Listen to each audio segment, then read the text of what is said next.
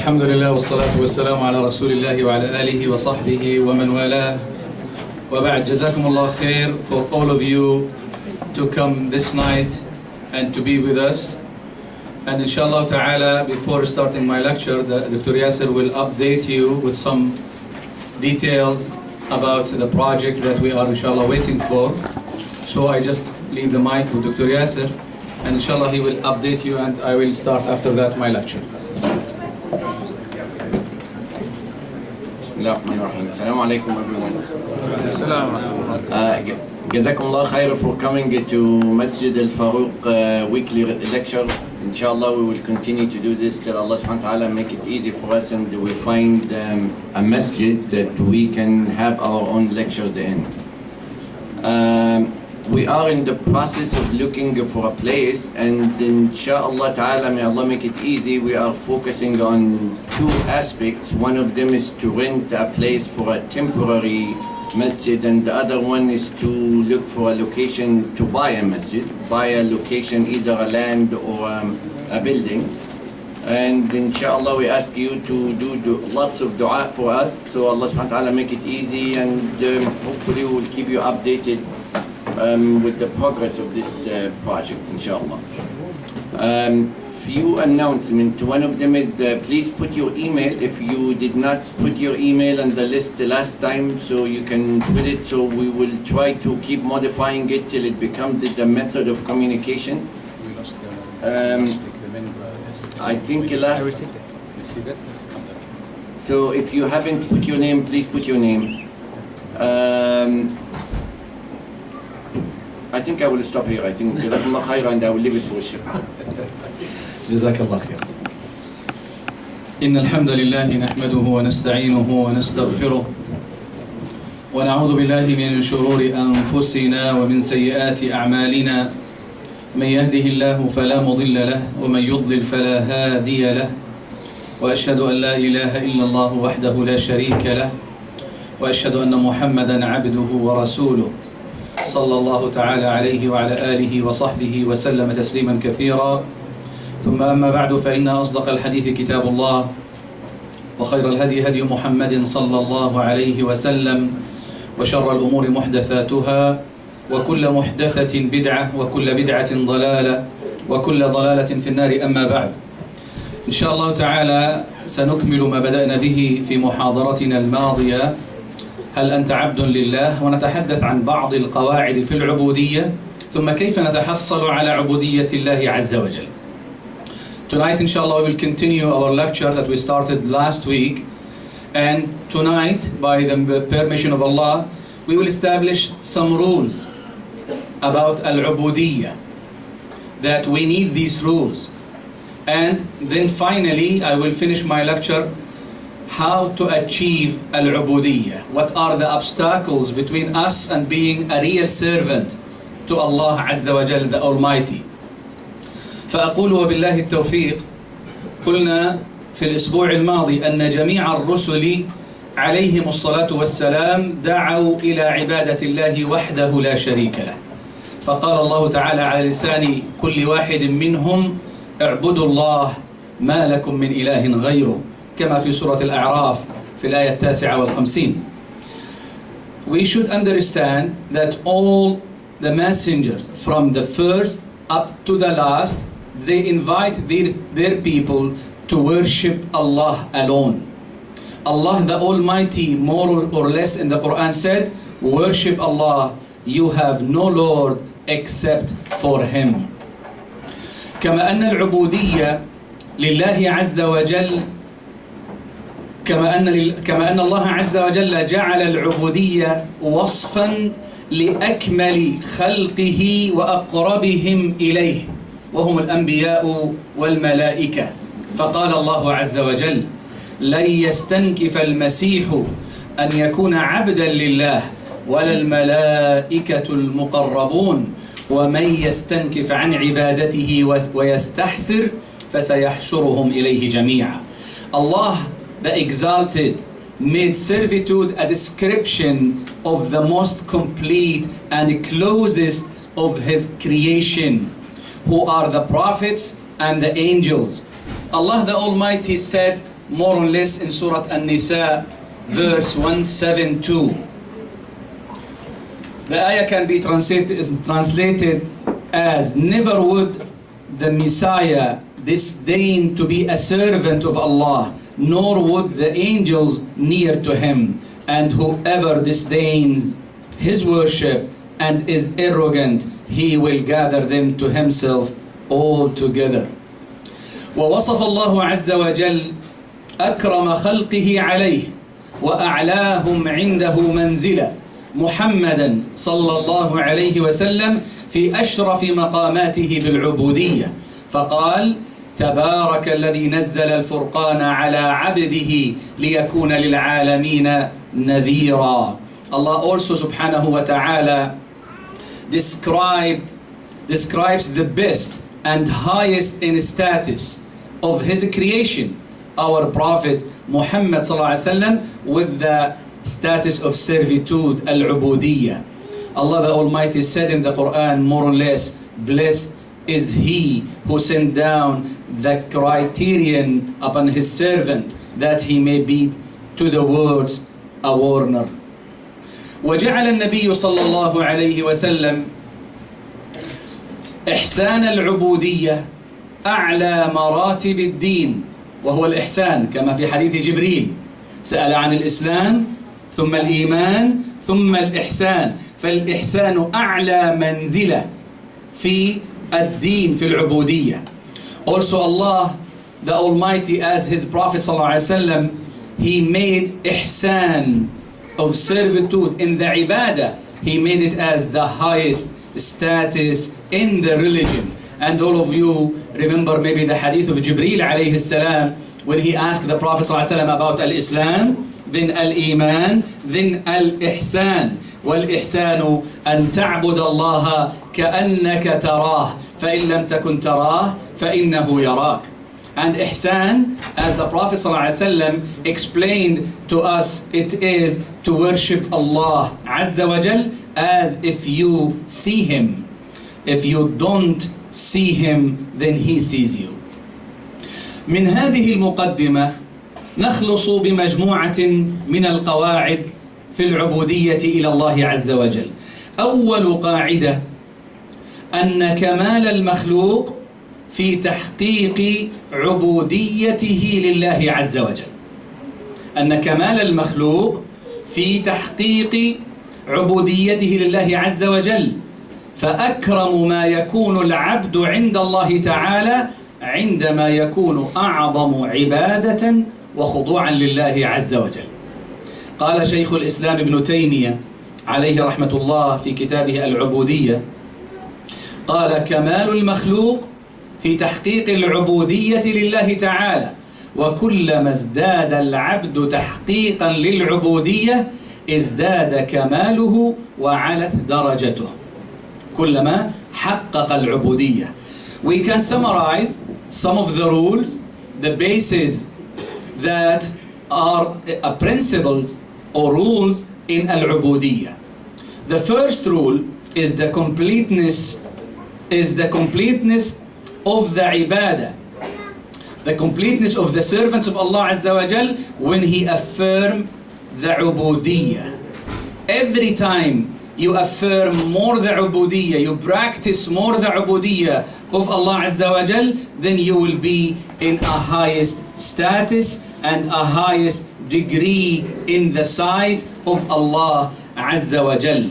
Shaykh al-Islam ibn Taymiyyah rahimahullah ta'ala, he said, as the servant gets closer to Allah, as the servant gets closer to Allah in affirming his ubudiyya, then his rank will be the highest rank. So if you want to be more near to Allah Azza wa Jal, if you want to be more closer to Allah Azza wa Jal, what should you do? It's affirming your ubudiyya to Allah Azza wa Jal. والقاعدة الثانية التي نخلص بها أن حاجة الإنسان وضرورته إلى عبادة الله عز وجل تفوق كل حاجة وضرورة. The second rule that the need and necessity to worship Allah Azza wa Jal is greater than all other needs and necessities. So you understand now that your need to worship Allah Azza wa Jal is more than any other need in this life.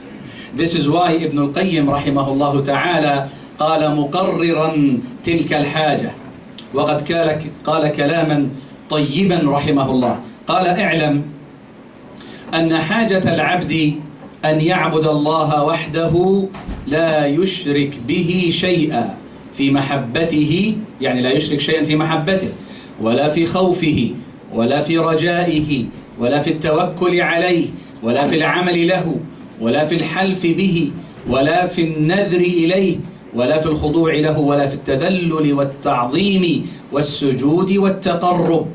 قال هذه الحاجة أعظم من حاجة الجسد إلى روحه والعين إلى نورها.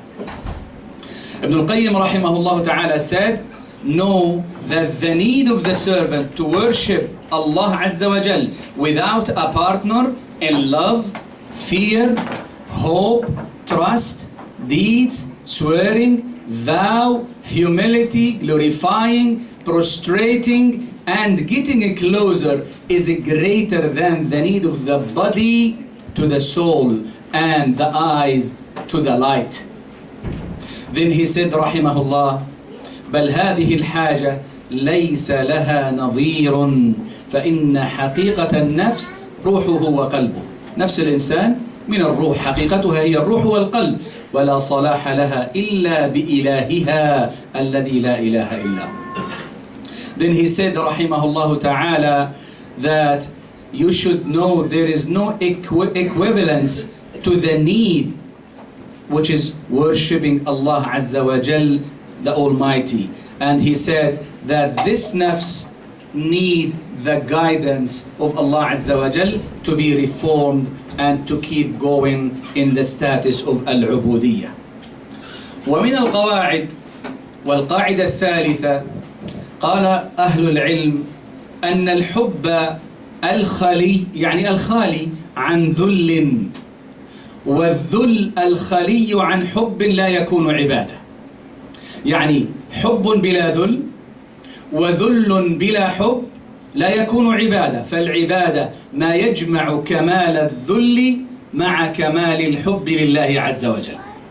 So ulama said, which is the third rule, among the principle in ubudiyya, love that is empty of humility and a humility that is empty of love are not worship. Are not worship. Then they said, worship is that which encompasses fully both matters, complete love and complete humility to Allah Azza wa Jal. ولذلك ابن القيم عليه رحمة الله قال والعبادة تجمع أصلين غاية الحب وغاية الذل والخضوع لله عز وجل. This is why Ibn al-Qayyim said, and worship combines two fundamentals, complete love with complete humility to Allah عز وجل. ثم قال فمن أحببته ولم تكن خاضعا له لم تكن عابدا له. Then he said rahimahullah ta'ala, if you love someone but you did not subdue to him, you will not be considered a worshipper. You will not be considered a worshipper. So the completeness of love and the completeness of humility, this making our ubudiyya in the best status and shape. And if we look about our Salaf as-Salih rahimahumullah, they understood this reality. For example, one of the greatest tabi'een, his name rahimahullah ta'ala Silah ibn Ashyam al-Adawi, هو عاش في زمن النبي صلى الله عليه وسلم لكنه لم يراه. ومعلوم أن الصحابي من رأى النبي صلى الله عليه وسلم وآمن به ومات على الإيمان. So Silah ibn Ashyam is one of the greatest followers. Silah was living in the time of the Prophet ﷺ, but he did not see the Prophet ﷺ. So he is not considered a companion, because the companion is the one who see the Prophet ﷺ, believe in him, and dies in a state of Iman. So Sila ibn Ashyam, rahimahullah ta'ala, was making ubudiyyah to Allah, trying to affirm his ubudiyyah in the best status. This is why Ibn Taymiyyah and others narrated that this man was well known in his ibadah. كان معروفا رحمه الله بعبادته لله عز وجل. فكان قد خرج يوما في غزاة للروم، وكان مع الجيش أعداد كبيرة من المسلمين، وكان رجل قد سمع بصلة لكنه لم يره، سمع عن عبادته، سمع عن قيامه، سمع عن صيامه، فقال لأرقبنه اليوم ولأرى من أحواله ما يكون. A man, he heard about Sila, about his prayers, about his fasting, about his dhikr, and he said, today I will have the opportunity to observe this man, to see if they are saying whatever they say about him is true or not. So he said, استراح الجيش, the army took a place to get some rest and sleep. قال فما كان من صلة إلا أن اضطجع في فراشه قبل الجيش. So Sila, rahimahullah, he slept earlier, before everyone. So he said, I made myself sleeping and I start observing Sila ibn Ashyam. قال فجعلت أرقبه من حيث لا يدري. قال فلما نام الجيش وتيقن أن الناس قد ناموا انسل من فراشه. Then he said, when Sila was almost sure that everybody had sleep, he just got out from his bed slowly without any noise.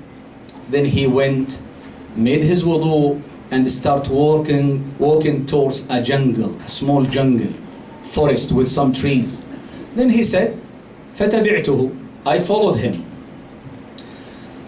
He stopped in the middle, he took the direction of the Qibla, then he said, Allahu Akbar. Because Ja'far, the narrator, he said because he wear the best clothes, put perfume, then he got out in the night. So the shaitan, whispered in his mind, perfume, good clothes in the night, where is he going? So he said, I follow him to see what he is doing. He starts his prayer. قال فبدأ بصلاته أطال القيام يصلي لله عز وجل يتبتل ويدعو ويبكي. Then he said he starts his prayer, and he starts reciting and crying and making dua to Allah Azza wa Jal. And he said, I was behind a small tree observing him. Suddenly, Ja'far said, a lion came, and the roar of that lion was shaking the mountain. قال فجأة فإذا بأسد يزمجر يصدع الجبال من صوت زئيره. قال أما أنا جعفر قال فتسلقت شجرة. Ja'far said, what I did, I just climbed the tree because I saw the lion is coming. Then the Asad came towards Sila ibn Ashyam and start making a rounds, like a circle around him. And Ja'far said, Wallahi maltafata Sila ibn Ashyam. He said, by Allah, Sila did not look even at that lion. So he made the ruku', he made the sujood. Ja'far said, I said now, when he prostrate to Allah, the Asad, the lion will eat him. But the lion did not get near to him. So he complete, and the lion making a circle. Then suddenly the lion sat down near to him. He finished his prayer. فقال يا أبا الحارث اذهب وابحث عن رزقك في مكان آخر. He said, Abu al-Harith, this is the kunya, the nickname of the lion. He said, go and look for your rizq in some other place, not this place. Ja'far said, the Asad start running with that voice, and he disappeared. Subhanallah, he said, Sila continued his prayer, he did not stop up to Fajr time. Before Fajr time, 1 hour, he sat down looking at his legs. You know, the legs, subhanAllah, inflamed a lot from the ibadat, from standing in the salah. Then he said, he was looking at that legs and he was saying, Allahumma inna mithli yastahi an yas'alaka al-jannah فأسألك برحمتك أن تجيرني من النار. After these prayers, long hours in prayers, he used to say, rahimahullah ta'ala, "O Lord, the likes of me are shy to ask you for paradise, so protect me with your mercy from the hellfire." Subhanallah, some people, they have some ibadat. Allah knows the condition of that ibadat, but they think that paradise is guaranteed for them. This is love to Allah. This is humbleness to Allah. After such a long ibadah, he used to say, "Oh Allah, like me are shy. Subhanallah, the likes of me are shy to ask you for paradise because my ibadah is not enough. It's not suffice, it's not sufficient to enter paradise. But I ask you by your mercy, protect me from the hell fire." ومن القاعدة الرابعة من استكبر عن عبادة الله تعالى فلا بد أن يعبد غيره. We should memorize this. The fourth rule: whosoever, everyone who are too proud to worship Allah, then he will worship somebody else. Whosoever found himself proud to worship Allah, then he will worship somebody else. لذلك الإمام السعدي عليه رحمة الله عبد الرحمن السعدي يقول في تفسيره كلاما طيبا، يقول: لما كان من العوائد القدسية والحكم الإلهية أن من ترك ما ينفعه وأمكن الانتفاع به ولم ينتفع به ابتلي بالاشتغال بما يضره. Abdul Rahman al-Sa'di, may Allah have mercy upon him, said, among divine wisdom is that whoever leaves what benefits him, even though he was able to benefit from it, but did not, he will be tested by being busy with that which harms him. وقال رحمه الله: فمن ترك عبادة الرحمن ابتلي بعبادة الأوثان، ومن ترك محبة الله وخوفه ورجائه ابتلي بمحبة غير الله وخوفه ورجائه، ومن لم ينفق ماله في طاعة الله أنفقه في طاعة الشيطان، ومن ترك الذل لربه ابتلي بالذل للعبيد، ومن ترك الحق ابتلي بالباطل. And he used to say rahimahullah, whoever leaves worshipping Allah, the most merciful, he will be tested with worshipping status. He will be tested with loving, fearing. Whoever leaves loving, fearing, hoping from Allah, he will be tested with loving, fearing somebody else beside Allah Azza wa Jal. Then he said, whoever does not spend his money in obeying Allah Azza wa Jal, he will spend his money in obeying somebody else beside Allah Azza wa Jal. And he said finally, whosoever neglects humility to his Lord, he will be tested with a humility to the people. Whosoever leaves the truth, he will be tested by falsehood. إذن العبادات كما فعلنا قبل قليل صلينا العشاء. أسأل الله أن يتقبل منا ومنكم. We just prayed Isha prayer, right? And this ibadah, alhamdulillah, we did it, and I ask Allah Azza wa Jal to accept from every one of us.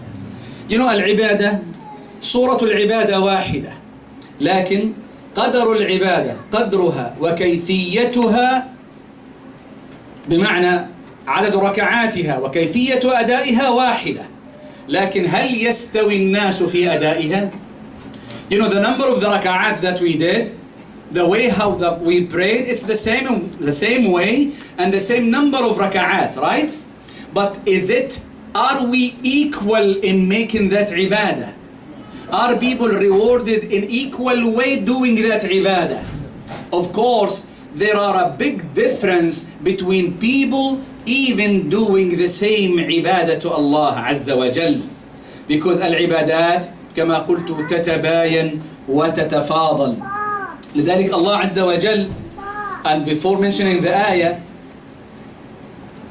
تفاضل العبادة إنما يكون بسر العبودية لله عز وجل.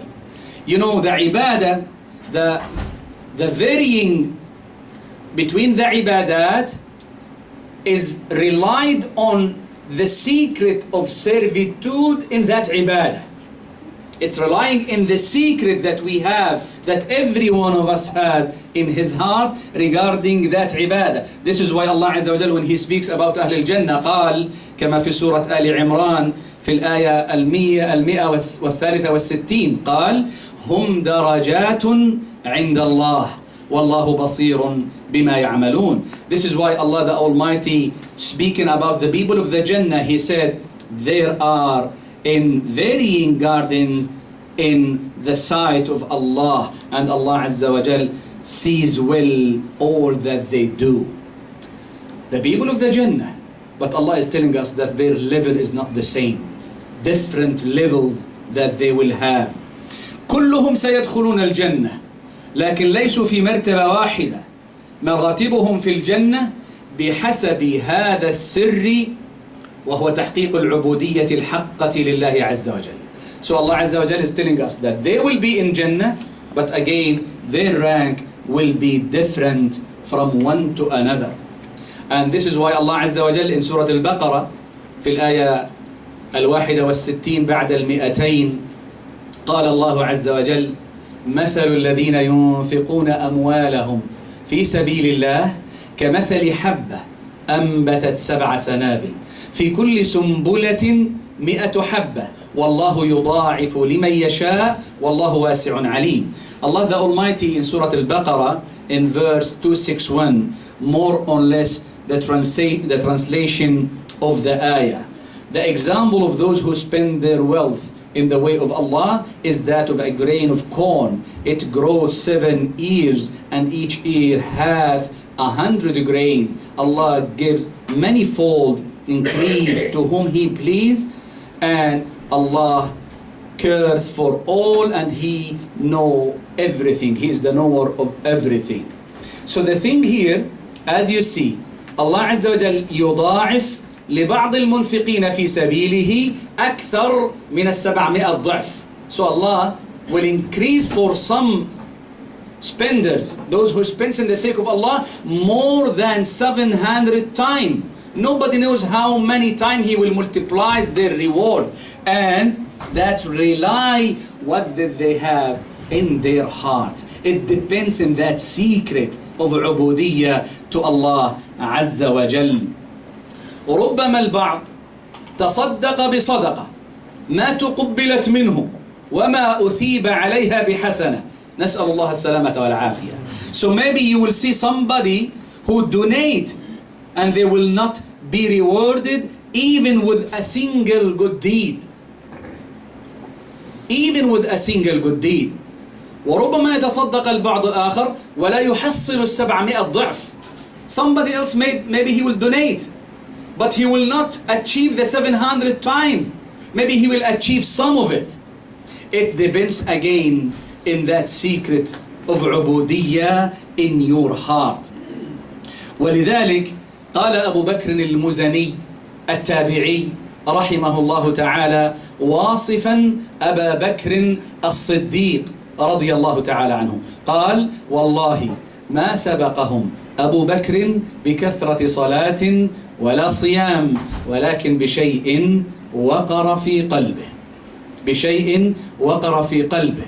So the follower التابعي أبو بكر المزني رحمه الله تعالى, he described Abu Bakr as-Siddiq رضي الله تعالى عنه saying, by Allah, Abu Bakr as-Siddiq did not get ahead of them due to increased prayer or fasting. Rather, it's due to something that settled in his heart.